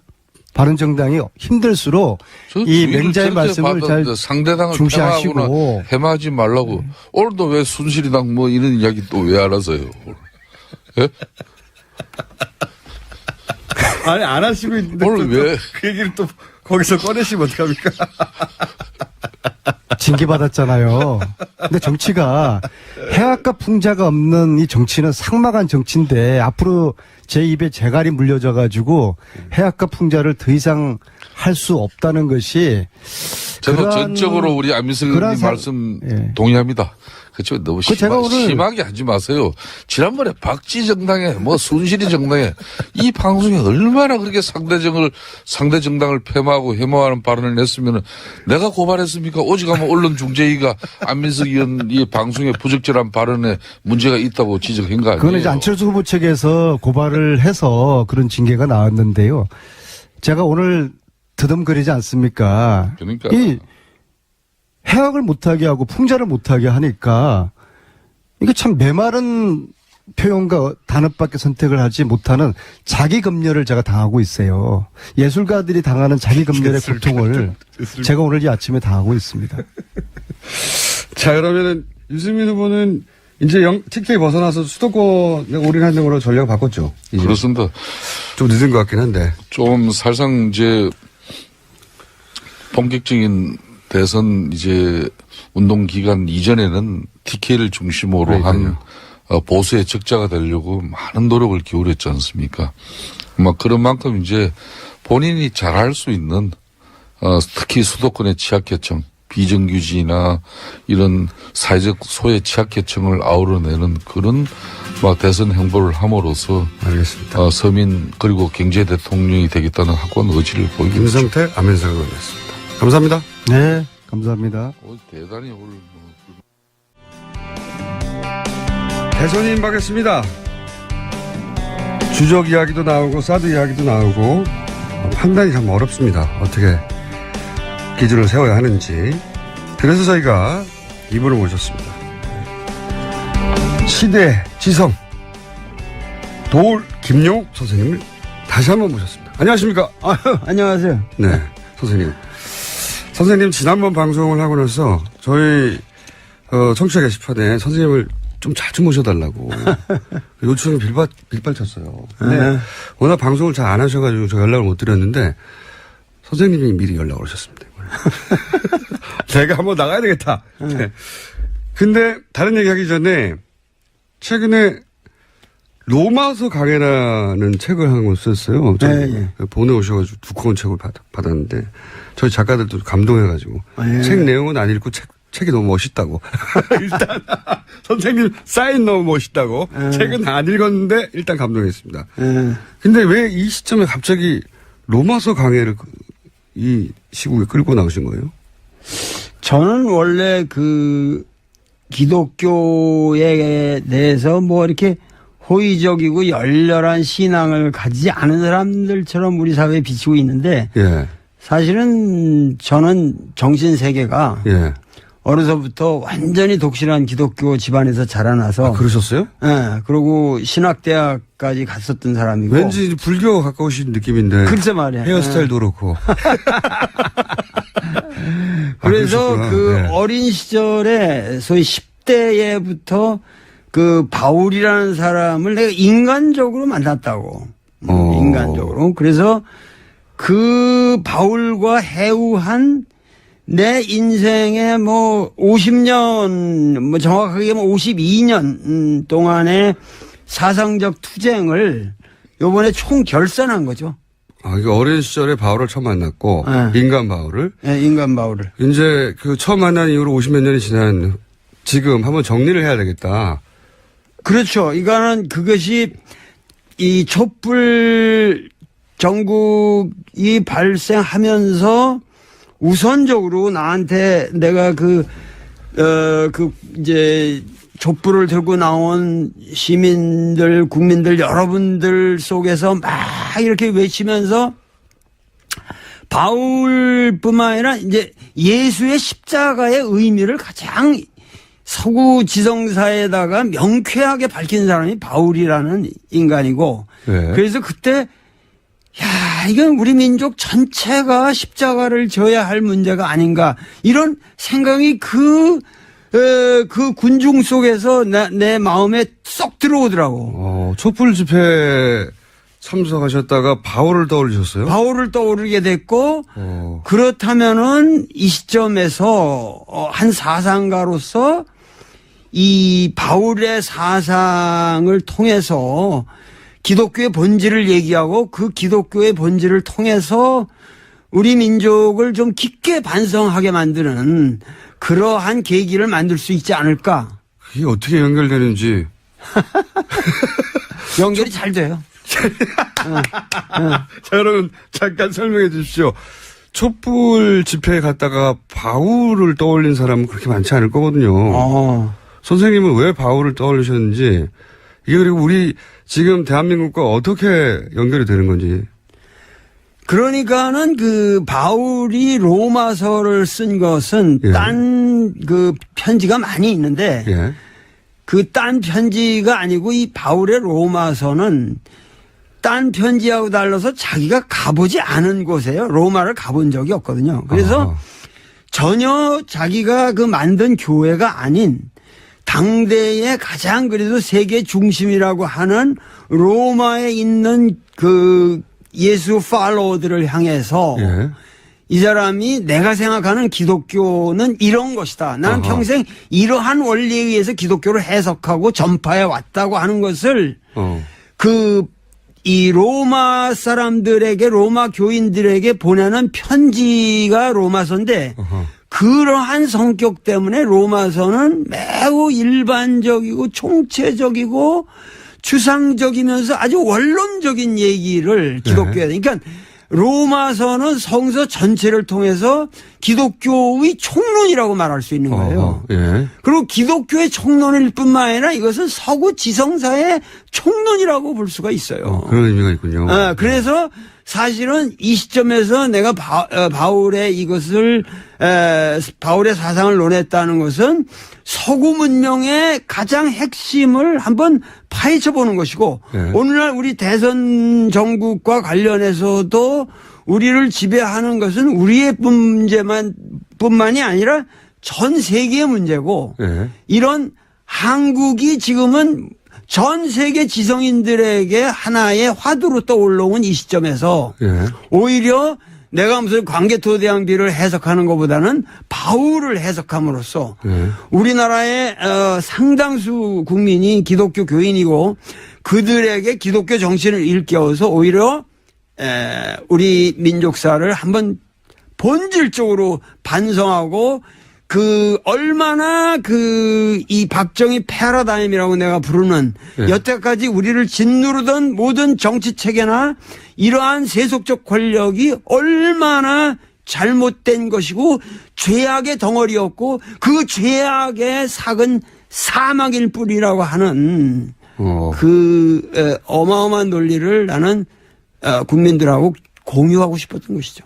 촛불을 저 질문 잠깐 했는데 10분 가까이 혼자 연결을 토하셨는데 선생님 말씀을 항상 듣다 보면 논리로 따라가지만 논리 이전에 선생님 표정과 말투에 일단 저 말은 맞는 것일 거야. 일단 설득부터 되고 시작되거든요. 근데 지금 말씀에 제가 이야기로는 그러니까 촛불 집회가 세계사적인 기준에서 볼 때 세계사를 관통하는 원리 원칙이 여기서 구현된 것이다. 이런 겁니까? 그러니까는 미국의 독립혁명보다는 훨씬 더 위대한 혁명이고, 불란서 혁명이 인류사에서 어떤 근대 정신의 출발이라는데 사람들이 의심을 하지 않지만, 그 불란서 혁명은 물론 인간의 자유와 평등에 관해서 아주 획기적인 전환점을 마련했고 예. 그리고 루이 16세의 목을 자름으로써 길로틴에다가 세움으로써 그 여태까지 왕정 앙시앙 레짐을 끝내버린 사건이란 말이죠. 그런데 그거와 거의 유사한 그 어떠한 역사적 과업을 달성했을 뿐만 아니라 예. 각종의 그것을 패러다임을 끝냈다는 것으로서. 예. 헌정 질서 속에서 아주 평화롭게 그 어마어마한 혁명을 실현했다고 하는 의미에서 이번 촛불혁명은 세계사가 구현하고자 하는 어떤 이상적 질서와 그 이념을 구현한 사건이죠. 네. 그래서 거슬러 올라가면 결국은 서양 사상사의 근본이라고 해서 넘어서고 맞닿는다. 예, 맞닿는다는 얘기죠. 이제 좀 이해가 됐습니다. 네네. 대단히 머리가 좋으십니다. 자, 그러면은 지금 이 책을 내신 이유도 사실은 그렇게 해서 절차적으로는 대선을 통해 그게 완성되어 가는 거잖아요. 그렇죠, 그렇죠, 네, 그렇죠. 절차적으로는. 네. 국민들이 이제 그런 기회를 주었고 그게 대선이라는 절차를 통해서 완성되어 가는 건데 이번 대선에서 이제 크게 떠오르는 그 구체적인 사안들이 예를 들어서 사드 여기 떠오르고요. 그다음에 어제 토론회를 또 기준으로 해보자면 북한에 대한 태도, 북한을 주적으로 볼 거냐 아니냐 이런 거 이게 이제 같이 맞물려서 돌아가고 있는데 우선 제가 사드에 대해서 한번 여쭤보고 싶은 것이 사드에 대한 입장들이 이제 후보들마다 조금씩 다르고 또 왔다 갔다도 하고 그리고 국민들 입장에서 뭐가 맞는지 잘 모르겠어요. 근데 이제 중국 전문가시니까 네네. 사드 배치에 대해서는 선생님이 보시기에는 어떻게 바라봐야 되는 겁니까? 그 사드라는 문제에 대해서 예. 정치가들이 조금 더 깊은 철학적 이해를 할 필요가 있고 예. 국제 정세를 포괄적으로 파악해서 이걸 이해해야 한다고. 예. 그러니까 사드라는 것 자체가 지금 전략적인 가치가 있느냐 없느냐 이런 걸 가지고 논의할 때가 아니에요. 무슨 얘기냐 하면은 여태까지 한국의 문제는 왜 북한이 여태까지 이 지경까지 이르렀냐 하면은 그것은 미국 정부가 역대로 뭐냐면은 전략적 인내라고 하는 기본 기조가 전략적 인내라고 하는 그게 그 말은 근사하게 보이지만 개무시라고 개무시. 그냥 북한이 무슨 지랄을 하든지 간에 그냥 개무시하고 넘어가면 인내하면은 우리한테 유리한 국면이 조성될 것이고 그 유리한 국면에 대해서는 항상 뭐냐면은 책임은 중국에게 떠맡기면 된다. 중국 니들이 도와줘서 그런 걸 개발하는 거 아니냐. 송유관 막으면 될 거 아니냐. 이렇게 해서 미국은 미국 나름대로 중국을 핑계대고 개무시했고 중국은 대국의 입장에서 북한 문제가 중요하지만 이 핵 문제에 관한 한 그것은 니들 문제지. 그거는 미국과 너희들 사이의 문제지. 우리 문제가 근원적으로 아니다. 그래서 그 문제를 미국에다 떠넘겼다고. 그래서 양쪽에서 서로 개무시하고 떠넘기는 바람에 북한은 시간을 벌었고, 핵 개발을 할 수 있는 시간을 벌었고, 그렇고 인정을 안 해주니까 아무도 주목을 안 해주니까 뭐 이 지랄 우리가 쇼를 한다는 거는 뭔가 이렇게 주목을 받기 위해서 하는 건데 아무도 주목을 하지 않으니까 점점 더 세게 나갈 수밖에 없잖아요. 북한은. 그러니까 북한으로서는 인정을 받자는 거예요. 자기 존재감을. 그리고 뭐냐면 자기 체제를 최소한 보장해 달라는 거예요. 국제사회에서. 우리가 그렇게 나쁜 놈만은 아니다라는 거를 얘기하고 싶은데 그 얘기하는 방식이 결국은 핵 개발이 그나마 세계 정치사에서 그 주목을 받을 수 있는 가장 값싼 방법이에요. 그 비싼 게 아니고. 그들 입장에서는 자기 생존을 보장받는. 생존을 보장받기 위해서는 가장 첩경에 현명한 선택을 한 거예요. 선생님이 아니었다면 제가 중간중간에 계속 영어 선택을 좀 자제해달라고 했을 텐데 어쩔 수가 없이 계속 듣고 있습니다. 자제하겠습니다. 네, 죄송합니다. 아니, 그런 거 신경 쓰지 마시고 네. 계속 말씀해 주십시오. 예. 징계는 저희가 받겠습니다. 그러니까는 그러한 상황에서 예. 사드 때문에 예. 중국이 개무시가 안 되는 거예요. 갑자기. 아. 그리고 미국은 예. 사드를 중국이 저렇게 아주 극적으로 반발을 하는데 예. 여기서 후퇴라면 동아시아에서 뭐냐면 자기들의 세력이 근원적으로 약세로 몰리는 계기가 되기 때문에 중국이 계속 성장하고 있으니까. 그러기 때문에 예. 동아시아에서 전체 인터내셔널 폴리틱스의 이 아리나에서 미국이 아직도 최강자라는 것을 보여주기 위해서는 예. 사드를 고집할 수밖에 없어요. 중국이 아무리 반대해도. 반대해도. 여기는 내가 왕이다 아직도. 내가 왕이니까 니들이 물러나라서 우리가 물러날 미국이냐 감히 미국이. 그래서 한국만 갖다 대면서 막 지금 협박하는 거 아니에요. 그러니까 뭐 실제로 오지도 않았다고 그러는데. 쏙 이해되고 있습니다. 예. 그러니까는 그런 상황에서 사드는 아까 처음에 얘기했잖아요. 전략적 가치의 문제가 아니라 예. 세계 정치사에 굉장히 비싼 밸류가 돼버렸어요. 가치가 돼버렸다고 지금. 가치 덩어리예요. 예. 그러니까 이 사드 배치라는 거를 가지고 우리는 뭐냐면 진짜 정치를 할 수 있는 좋은 카드를 쥐게 된 거예요, 지금. 그러니까 이 무기가 기능이 어떤지 이런 건 중요한 게 아니다. 중요한 게 아니지, 그게. 그러니까 과거에는 개무시를 하는 그 판에서는 예. 누구도 우리가 지금 노름을 하고 있는데 아무도 안 보는 노름이라면 그게 뭐 가치가 있겠어요? 근데 모든 사람들이 집중해서 지금 그 게임을 보고 있다. 이럴 때에는 다 패가 올라가는 죠, 갑이. 아하. 근데 그때의 사드가 가장 지금 우리로서는 유리한 이 카드가 어떻게 쓰냐에 모든 따라서. 정치인들에게 주어졌는데 예. 그리고 이거를 잘 활용하면 우리야말로 세계 평화를 이룩할 수 있는 위대한 민족이 될 수 있는데 아하. 왜 이걸 가지고 무슨 어쩌 전략적 가치니 무슨 주적이니 많이 이런 낮은 수준에. 기억 소리를 하고 있느냐. 그러니까는 예.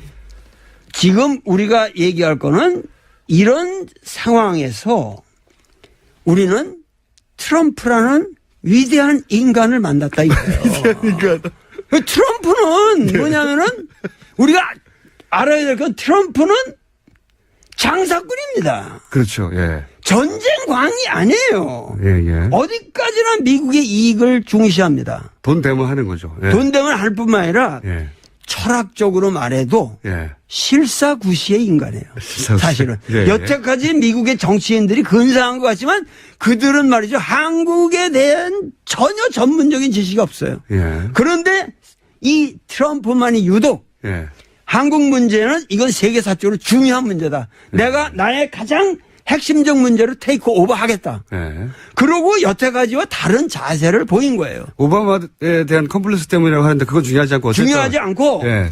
한반도의 문제가 진정으로 세계사의 중심으로 이제는 부상했다는 거예요. 그러면 그걸 이제 사드를 어떻게 처리하냐에 따라서. 그렇죠. 그러니까 누가 어떻게 사드야말로 우리가 네. 중국을 견제할 수 있는 좋은 카드잖아요. 네. 근데 중국으로 하여금 우리가 사드를 이거를 하여튼 지연시킬 때 배치 문제를 우리가 지연시킬 때니까 네. 그동안에 너희들은 북한을 압박해서 네. 평화로운 방향으로 예를 들면 최종적으로는 북미 수교를 할 수 있도록 예. 중국 보고 너희들이 도와줘라. 그럴 거고 우리는 트럼프한테 이 상황을 이니셔티브를 우리가 주도해 가면서 네. 트럼프한테 조근조근 작은 이야기해 주는 거예요. 그 사람은 들어요. 얘기를 하면. 이 사람은 되면. 무식하기 때문에 잘 듣는다고. 그래가지고 마음이 빈 사람이거든. 그러니까 가서 실제로 우리나라 여태까지 외교의 문제가 트럼프가 무식하다는 걸 전제로 해서 진실하게 접근을 해야 되는데 가서 우리 여태까지 외교가 미국에 가서도 전쟁 광처럼 북한 나쁜 놈들이다. 같은 민족끼리 이게 할 말입니까? 그러니까 북한을 당신들이 잘 대해주고 예. 이 문제를 평화롭게 해결하는 방향으로 나가게 되면 예. 당신들이 사드 필요 없이도 뭐냐면 압록강까지 전부 당신들이 경제적으로 완전히 전선을 칠 수가 있고 그러면 중국을 이 견제하는 방법에 사드보다 네. 북한과 북미 수교를 해서 북한을 당신의 그 우방으로 만들면 네. 중국은 꼼짝 못하는 거 아니냐. 그렇게 또 미국한테는 얘기를 하고. 미국에다가 설득을 하면은 네. 트럼프는 이러한 계기로 북핵 문제를 해결하고 북한이라고 하는 마치 악의 축인 것처럼 여태까지 이블 액세스로 여태까지 그 간주해왔던 네. 모든 이 선입견을 불식하고 네. 세계 평화를 이룩하면은 트럼프는 윈스턴 처칠보다 위대한 대통령이 되는 거죠. 정치가가 되는 거예요. 그런 기회를 우리가 만들어주는 트럼프한테 줄 테니 트럼프는 이걸 잡아라라고 잡아라. 우리가 그렇게 사드를 활용할 수가 있다. 활용할 수 있다는 거죠. 예, 중국에도 활용할 수 있다. 거꾸로 사드를 우리가 그 카드로 활용해야 된다는 말씀이시네요. 그러니까 예. 지금 가장 중요한 것은 예. 선거 때마다 북풍을 들고 나왔다고 사람들이. 그렇죠. 지금까지. 네? 예. 그래가지고 그걸로 협박을 해왔는데 이제는 그러한 식으로 북풍의 협박이는 안 통하는 새로운 시대가 왔다. 이것이 바로 장미 대선이다 이거예요. 이 장미 대선에서는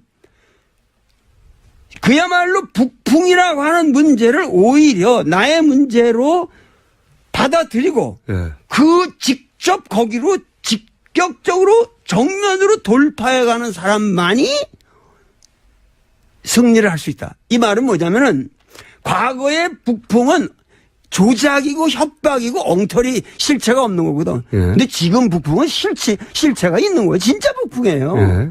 그러니까 이 북풍은 과거의 보수 세력들이 전부 그냥 국민 협박용으로 썼던 그런 북풍이 아니에요. 예. 지금은 냉혹한 판단을 가지고 이것을 차근차근 우리가 해결해야 나가는 민족적 과제 상황이고 이것은 보수 진보를 가리지 않고 여기에 대해서는 이제 북한 문제는 전적으로 우리 전 국민이 이제 그거에 돌진해서 남북 문제를 해결하지 않으면은 정치적인 모든 문제가 의미가 없다고 하는 것을 각인시키는 새로운 대선입니다. 알겠습니다. 선생님. 잘 이해했고요. 네. 시간이 벌써 이렇게 빨리 지나갔네요. 아이고. 별 말씀 안 하셨는데 벌써 20몇 분이 훌떡. 자, 그러면, 대선 기간이니까, 그리고 대선이 얼마 안 남았으니까, 원래 선생님은 대선 후보들 여러 만나셔가지고 인터뷰도 하시고 아시잖아요, 개인적으로도. 다 알죠. 다 아시잖아요. 그럼 종합적으로, 뭐 사드 포함해가지고 종합적으로 이번 대선 후보들에 대해서 간략하게 평가를 좀 해주십시오, 그러면. 누구부터? 그 차례대로 해야 돼. 1, 2, 3, 4번대로 하죠, 뭐 그럼. 1번, 문재인 후보. 예.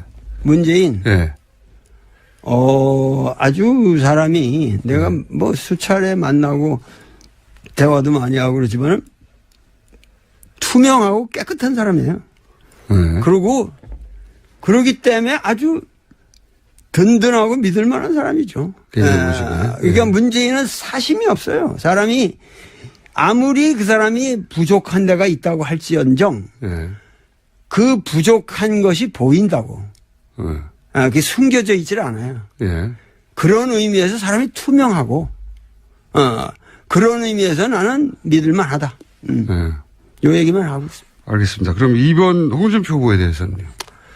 홍준표는 뭐 고대 나보다 한 8년 후배인데 고대 사람들이 좀 이게 우직하잖아요. 좀 우직한데 예. 아마 그 우리 김어준 총수하고 같은 과일 거예요. 그 사람은. 사실은 그 사람은 말이죠. 성격적으로 비슷한 부분이 있긴 있습니다. 여러 가지로 그 꼴보수의 대명사라고는 하지만 예. 밉지가 않아요, 사람이.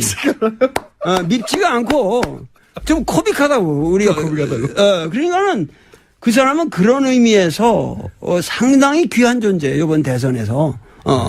자기 할 말을 정확하게 하고. 예. 그러면서도 자기 주장을 관철하고 그리고 그 사람이 또 어렵게 자라난 사람이잖아요. 네. 헝그리 정신이 있기 때문에 끝까지 잘 완주하면서 우리 보수 세력들을 결집해서 예. 위대한 대선을 난 치를 거라고 생각합니다. 본인이 대변하는 보수 세력을 잘 대변하고까지 가야 한다. 예. 그리고 사람이 하여튼 괜찮은 사람이에요. 사람입니다. 예, 알겠습니다. 3번 안철수 후보에 대해서 또. 안철수는 좀 불투명해요. 잘 안 보여요, 내 눈에. 그래서 갑자기 다 칭찬하시다가 또 갑자기. 아니, 잘 안 보여요, 사람이. 그러니까 그 사람의 정말 그 뭔가 그 비전이 무엇이고 정말 원하고자 하는 것이 무엇인지, 구현하고자 하는 것이 뭔지, 그 인생의 가치관과 이런 것들이 명료하게 나한테 파악이 안 돼요. 미국의 어떤 전략적 모성처럼 지금 진보 보수를 다 잡아야 되니까 그런 스탠스를 취하는 거 아닐까요? 아니, 근데 그런 것이 어떠한 논리적으로만 사람이 학습 능력은 상당히 있는 사람 같은데. 그리고 무엇을 하나 이렇게 자기 인생의 화두로 잡으면 그걸 성취하는 그런 어떤 그 추진력도 있는 사람이고 그건 확실한데 그것이 논리적 개발로는 안 된다는 거예요. 뭔가 가슴이 있어야 되고 어네스트 해야 된다. 진짜 정직해야 된다고. 예? 근데 그게 이렇게 탁 팡샤 불교 용어로 뭘 이렇게 탁 놓고 있는 게 없어요. 항상 뭘 꽉 쥐고 있는다 하고 뭔가 베일에 깔려 있고 그래서 나는 조금 그리고 이런 목소리 같은 것도 요즘 최근에 진화해가지고 여러분 막 이렇게 되는데 난 그런 거는 영 마음에 안 드는 부분이고. 안철수 후보 캠프에서는 또 다르게 생각하겠지만 지지자들은 아니 선생님의 평가는 예. 알겠습니다. 예상과 다른 평가 계속 나오고 있습니다. 바른정당 유승민 후보는 어떻게? 바른정당 4번 유승민 후보는 원래 경제학자고 네. 그 부친이 네. 상당히 합리적인 판단을 하시고 사셨던 분이고 그 유승민도 꼴보수적인 모든 외교 안보에 관해서 나하고는 뭐 차원이 다른 생각을 하는 사람이지만 경제 문제에 있어서나 정치적인 어떤 행보에 있어서 자기와 다른 사람들을 존중할 줄 알고 굉장히 이 대선 토론회에서도 차근차근히 합리적으로 누구보다도 명쾌한 안정된 논리를 가지고 대한다는 의미에서 그 사람은 그야말로 우리나라 보수의 새로운 희망이라고 볼 수 있죠. 기대를 하시는군요. 자, 마지막으로 5번 심상정 후보에 대해서는요. 심상정이라는 사람은 대학교 시절에 서울대학교에서 여학생회를 그 사람이 만들었잖아요. 그렇죠. 그래가지고 그 회장을 스스로 했고 그러면서 그 졸업하자마자 구로공단에 그 위장 취업해가지고 동맹 파악을 유도했고 그리고 25년 동안 계속 도발이 인생을 거치면서 오늘날까지 우리 사회에 심상정과 같은 존재가 있다는 것에 대해서 우리는 정말 감사해야 됩니다. 모든 국민이 심상정을 빨갛다 이런 식으로 바라보질 말고 우리 사회의 귀한 자산이다.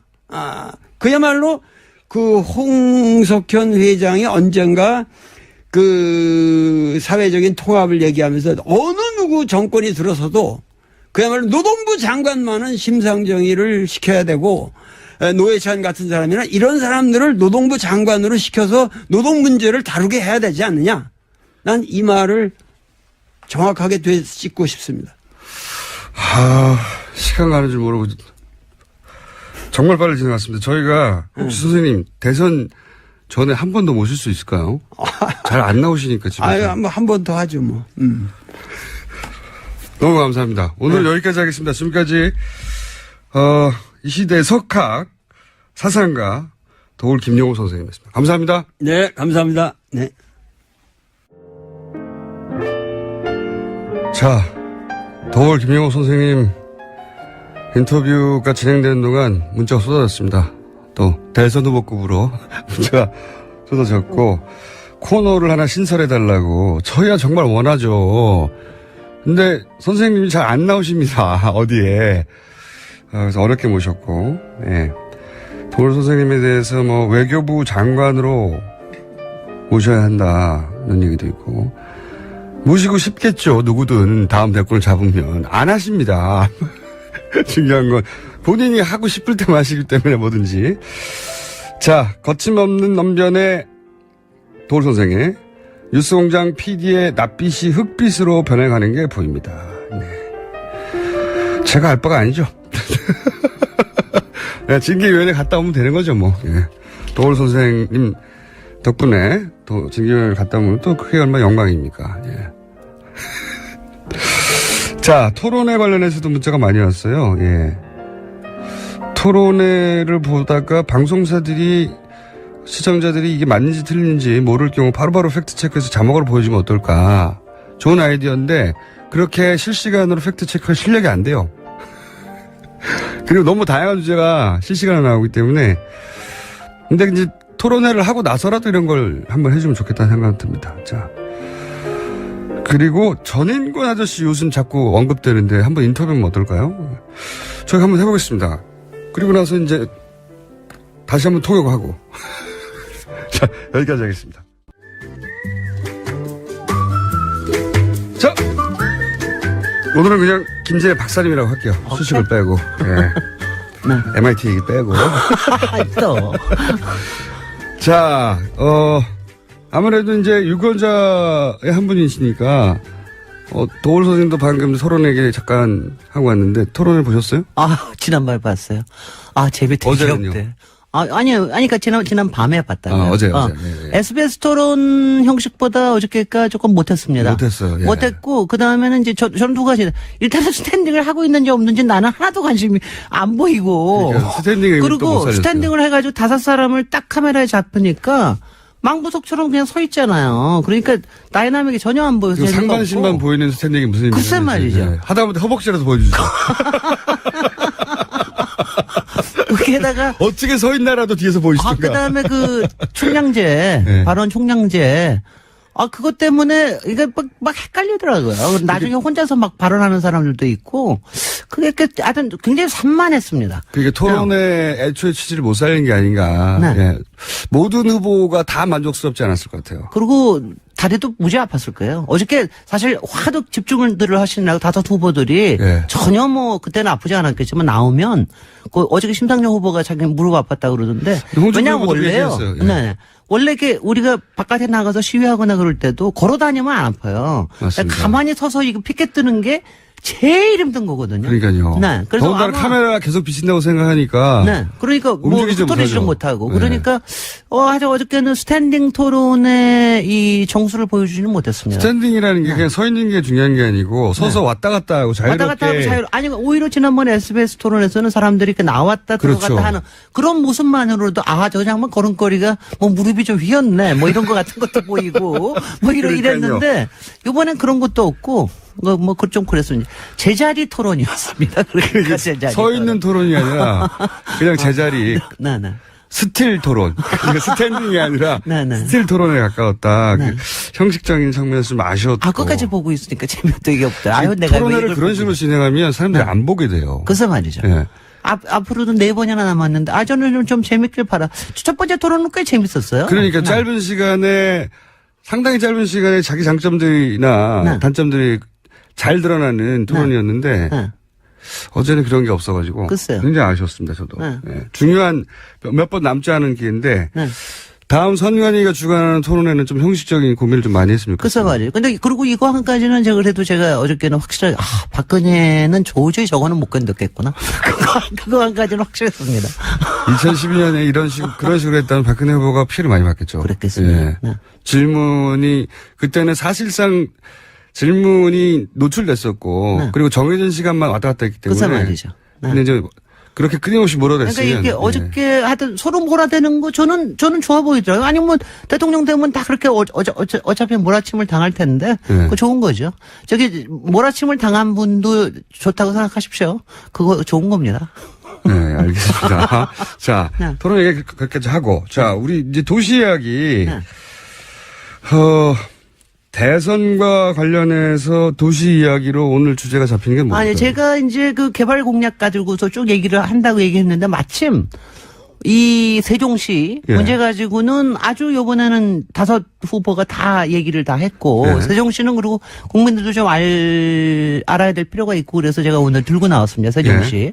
사실은 이제 지금 요번에 공약이 나오는 거는 행정 수도를 완성하느냐 아니냐 그렇죠. 이거 가지고서 주로 얘기를 하는데 제가 이제 요거부터 먼저 뭐 시간은 없지만 그래도 네. 이 세종시라고 하는 게 사실은 역사적 우리 도울 선생님 말 맞다나 네. 역사적으로 세계사적으로 굉장히 흥미로운 사실은 저 과제 이게 도시라는 측면에서뿐만이 아니라 이게 뭐냐면은 도시계획 전문가로서 굉장히 흥미로운 주시죠. 아니 도시계획 전문가로서뿐만이 아니라 이거는 네.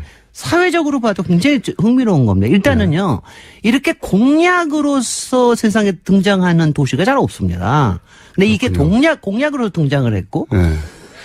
근데 제가 알기로는 행정도시, 수도의 기능을 분할한다는 건 오래된 얘기 아닙니까? 보통은 사실은 이제 뭐 이렇게 돼요. 굉장히 이제 세월이 막 바뀌거나 네. 아마 전쟁 후라든가. 그러면 독일에서 본이 행정적인 수도 역할을 하고, 뭐 베를린이 정치적 수도 역할을 하고, 그렇습니다. 경제적 수도 역할을 또 다른 곳이 하고, 뭐 이런 식으로 오랜 세월을 거쳐서 이제 도시가 그런 기능을 가져버린 것하고. 그러니까 이거는요 네, 정말 중요하니까 노무현 후보가 행정수도 이전을 공약으로 만든 것 자체가 예. 엄청나게 대담한 계획을 갖고 그거 있습니다. 맞습니다. 예. 이거는 충청권의 표를 모으는 것뿐만이 아니에요. 사실은 이거 자체가 사실 몇 년 남지 않은 동안에 우리의 국토에 대한 생각을 다시 만들겠다라고 하는 네. 그리고 권력 구조에 대해서 좀 다시 만들겠다라고 하는 굉장히 대담한 건데 그게 먹혔다는 게 저는 너무 신기하고요. 네. 그다음 두 번째는 당신은 근데 당신은 굉장히 이거 화제가 가지고 됐죠. 화제가 엄청나게 됐죠. 그때는 화제가 되고 이게 무슨 의미인지 정확하게 받아들인 분들이 많다기보다는, 뭐랄까요. 저렇게도 될 수 있나? 네. 뭐 요 정도 수준에서. 글쎄요. 근데 예. 그렇게 이제 대통령이 되고 난 다음에 그 다음에 제가 또 신기하게 생각을 하는 게 그때가 여소야대였거든요. 국회가. 예. 그런데 이 법이 다 통과가 됐습니다. 행정수도 이전법이나 이런 게 다 네. 통과가 됐다는 것도 신기한 일이에요. 근데 그 다음에 더 신기한 거는 이게 위헌소송이 갔죠. 그렇죠. 위헌소송이 가가지고 이거 위헌이다. 그렇죠. 라고 했습니다. 아마 헌법재판소로서는 예. 박근혜 탄핵 이후로 아마 두 번째로 가장 중요한 아마 판결이었을 거예요. 당시에. 근데 그것도 지금 문제가 되고 있는 게 그때 이제 근거가 네, 관행적이었다. 관습법. 관습적. 예, 관습적. 서울이 수도라고 하는 건 관습법이라는 걸 어겼다고 하는 아주 희한한 논리를 가지고 했어요. 근데 그 다음에 또 재밌는 거는 그래서 저는 노무현 대통령 참 웃기는 게 거기서 포기 안 하고 다시 행정 중심 복합 도시라는 거를 또 가지고 예. 또 사실상 법을 비슷한. 바꿔요. 사실상 비슷한데 전부가 예. 내려가는 게 아니라 일부가 내려간다. 그렇죠. 그리고 국회하고 청와대는 안 간다. 뭐 예. 이것만 가지고 했는데 그게 또 국회에서 통과를 시켰습니다. 그래가지고 했습니다. 근데 그 다음 선거에 나온 사람 누가 있습니까? 이명박. 예. 이명박은 자기가 그거 다 지키겠다고 그랬습니다. 예. 근데 안 지켰어요. 이명박 전 대통령은 행정수도에 관해서 한 게 없어요. 아니요. 그러니까 처음에 예. 할 때는 나 이거 행정수도라는 건 굉장히 좋은 거니까 행정중심 실제로 한게 모든 걸 다 거의 했는데 없다는 거죠. 예. 아니 한 게 없는 게 아니지. 이거 다 잊어버리셨어. 관심이 없어 이건. 이건 뭐냐 하면 기억에 남는 게 없어요. 예. 왜냐하면 행정중심 기능을 그만큼 거기 집어넣지 않고 그거를 과학도시로 바꾸겠다고 그랬습니다. 그렇죠. 맞습니다. 예. 근데 이거를 모르시는 게 이거 예. 굉장히 중요한 게요. 예, 예. 그렇게 만들겠다 그러는데 그때 그거를 눌러 앉힌 게 예. 민주당뿐만이 아니에요. 그거 눌러 앉힌 사람이 누굽니까? 박근혜 전 대통령이 또 그걸 주저앉혔어요. 박근혜가 아마 그 국회 연단에 나와서 얘기하는 경우가 거의 없는데. 없습니다. 그때 나와가지고 제가 그때 앞에서 봤죠. 앞에 나와가지고 이거는 국민과의 약속이니까 지켜야 된다. 그래가지고 충청표를 다 얻어갔지. 그렇죠. 예. 그 박근혜가 표심을 정확하게 읽었어요. 정확하게 읽어가지고 그렇게 해서 사실은 그러니까 행정주의복합 도시가 살아남은 겁니다. 예. 안 그랬으면 다 과학도시나 뭐 이쪽으로 해가지고 산업적으로 갔을 거예요. 그래가지고 했는데 이번에 다시 또 대선에 이게 이제 다시 얘기가 나오는데. 후보들이 각각 다. 근데 제가 너무나 신기한 게 예. 우리가 이제 시작한 지는 15년 됐고 처음 공약하면서 그리고 지은 지는 이제 딱 올해가 10년이에요. 이제 저희 10년인데 야, 세월이 이렇게 바뀔 수가 있나. 정말. 다들 그걸 적극적으로. 긍정적으로. 근데 네. 이것도 또 재밌어요. 가장 그러니까 경선에서 다 떨어진 사람부터 제일 먼저 적극적으로 나왔습니다. 그러니까 가령 이거 그냥 팩트입니다. 남경필 경기도지사가 제일 먼저 들고 나왔고 안희정 도지사는 당연히 들고 나왔고. 당연하죠. 네. 당연히 들고 나왔고. 그래가지고서는 그다음에 나머지는 다 받아들인 셈이에요. 그래서 지금 후보들도 다 긍정적으로. 네. 예. 그런데 이제 저는 사실은 제일 적극적인 사람이 홍준표고요. 네. 두 번째로 적극적인 분이 안철수고 세 번째로 적극 사람이 문재인입니다. 거꾸로. 근데 오히려 그렇습니다. 그러니까 되게 이것도 재밌는 현상이에요. 그리고 이제 유승민하고 심상정 후보는 아직 좀 더 토론을 해봐야 된다라는 거를 조금 신중하게, 그러니까 적극적이긴 하지만 조금 더 신중하게 봐야 된다라고 하는 건데요. 근데 이건 제가 이제 전문가로서 제가 지금 이게 지금 개헌을 통해서 행정수도를 만든다 안 만든다 이거를 막 점프하는 것보다도 제가 정말 우리가 지금 시점에서 문제 제기를 이렇게 잘 봐야 되는 게 뭐냐면은 그러니까 이렇게 역사적이고 세계 유례가 없는 도시 만들기가 지금 이제 정말 어떤 효과가 있는 거냐. 워낙에 목적이 그 지방 분권에 대한 게 있었습니다. 근데 이거 과연 된 거냐. 그다음에 행정혁신이라는 게 있었습니다. 이거 됐습니까? 하나도 안 됐죠. 그다음에 세 번째 국토균형 발전이라는 게 있어요. 이거에 대한 게 지금 어디까지 와 있어서 이거를 앞으로 어떻게 해야 되느냐. 이거에 대한 검토도 있어야 되고. 근본적인 질문으로 다시 돌아가야 되고. 다시 돌아가야 됩니다. 그다음에 이게 행정중심 복합도시 하나만이 아니라 사실은 지방의 6개 혁신도시하고 이렇게 네트워킹을 하는 게 있거든요. 근데 그런 것도 사실은 지금 하나도 그런 게 검토가 안 돼 있으면서 개헌으로 점프인해 들어가는 거. 저는 국회를 쫓아내는 거에 대해서는 국회가 그쪽으로 가는 거는 대찬성입니다만은. 근데 이 국회를 시점에 세종시로 가면 분원만이 아니라 글도 다 보내면 우리 좋지 않겠어요? 서울은 좋죠. 국민들도 좋으실 테고 국회의원들도 훨씬 더 열심히 일할 테고 전국에 기반을 해서 일할 테고 저는 그거는 굉장히 좋은 생각이라고 생각이 되는데 그래서 그런 부분에 대해서 사실은 조금 더 얘기를 하고 이게 요번에 공약으로 해서 어느 대통령이 당선이 됐다고 그래서 그 사람으로 가는 게 아니라 왜냐하면 이게요. 제가 이거는 상당히 뭐냐면 대담한 게 뭐냐면은 도시 하나 만드는 일이 아니라는 거죠. 이게 행정혁신과 국토균형 발전과 지방 분권에 대한 거를 이게 사실 우리의 미래를 만들어가는 것 중 굉장히 중요한 거 중에 하나거든요. 근데 그거에 대한 거를 제가 좀 전문가 티를 내봤습니다. 그래요? 전문가 티 다 안 내셨는데 더 내셔도 돼 2부에 나와가지고. 더 저기 됐는데 지금 이제 후보들 저기 하는데 이거는 청와대를 옮기느냐 안 옮기느냐 두 분이 좀 달라요. 그 차별점이 있는 부분이 차별점이 있는 게 하나는 이게 청와대. 다릅니다. 홍준표 후보는 아예 서울은 경제 수도, 서울은 수도, 거기는 행정 수도 이렇게 얘기를 하자고 그렇죠. 얘기를 합니다. 뭐 행정적인 기능을 다 절로 주자. 다 주자. 완전히 다 주자. 국회까지도 가고. 그다음에 안철수 후보는 국회, 청와대 다 가자고 얘기를 합니다. 청와대까지 가자. 아예 그리고 개헌을 그렇게 다 하자고 그럽니다. 근데 문재인 후보는 그 부분에 대해서는 오픈을 하되 이거는 조금 더 국민들하고 더 토론을 해서 해야 된다. 그 뭐 개헌에 들어가는. 근데 이제 내년에 개헌을 분명히 올라오기는 올라올 것 같은데 이 부분이 개헌의 한 사안으로 들어갈지 안 들어갈지도 고민을 해야 되요. 왜냐하면요. 우리나라 개헌은요. 우리나라 그 투표는 그냥 일괄적으로 투표해요. yes or no로. 그러니까 그렇죠. 권력 구조와 이거를 한꺼번에 해버려요. 그렇죠. 외국에는 안 그렇습니다. 이런 거 투표하면 사안별로 yes, no를 하거든요. 근데 그러니까 행정수도 이전에는 찬성, 아니면 정치. 아니면 권력 구조에서는 이거냐 아니야 반대. 뭐 이렇게 할 수 나올 있는데 우리는 안 그런다는 거예요. 우리는 그렇지 않다는 거. 이런 것들도 이제 좀 고민을 해봐야 된다. 오히려 그게 다 한꺼번에 묻혀 들어가면 나쁜 행정수도 아닌데 개헌에 묻혀가지고 막 그렇게 지나가 버릴 수도 있다. 근데 이거 한 가지는 확실한 게 저는 정말 이게 10년, 15년 지나면서 이 효과가요. 그러니까 국토 수도권 집중을 억제하겠다라고 했던 그 목표도 하나 크게 있는데 그게 이제 효과가 나타났어요. 처음으로 지난 한 2, 3년 동안 수도권에 집중하는 인구보다 지금 수도권에서 나가는 사람들이 더 많아졌습니다. 이거 놀라운 겁니다. 이런 것들을 이제 잘 보시자. 잘 보고 잘 찍으십시오. 네. 오늘 약간 약하게 하시고. 아니, 저도 압력 좀 받았습니다. 네, 전문 분야인데. 자, 도시건축가 김진애 박사님이었습니다. 감사합니다. 고맙습니다. 저는 김어준이었습니다. 내일 다시 뵙겠습니다. 안녕.